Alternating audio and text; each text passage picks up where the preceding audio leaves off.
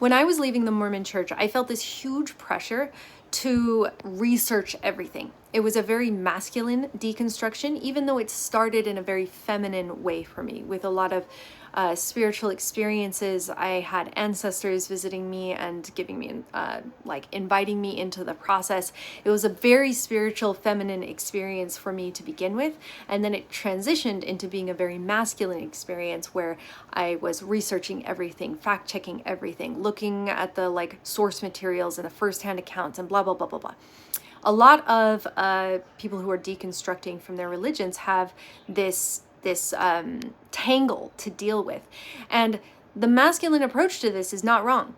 But it's also important to value the feminine approach to this too. That often gets devalued or lost in the process of over-researching, is that we start to value the critical thinking and the slicing analytic mindset so much that we lose track of where that feminine deconstruction energy is coming from.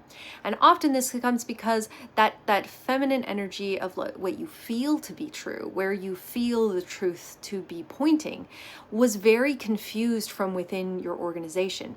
So from personal experience in Mormonism and post-Mormonism, post-Mormons tend to be very suspicious and skeptical of anything that you feel to be true. They want to know facts, they want to know figures, they want to know source material, they want to critical thinking, all of it.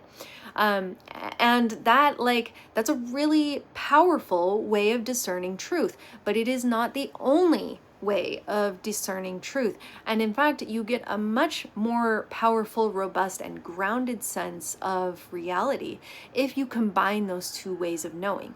If you research rigorously, use your critical thinking skills, identify fallacies, know as much as you can from that masculine research perspective, as much as you're able or willing to hold. And then also nurture that feminine knowing. Pay attention to the signs that are coming from your own body.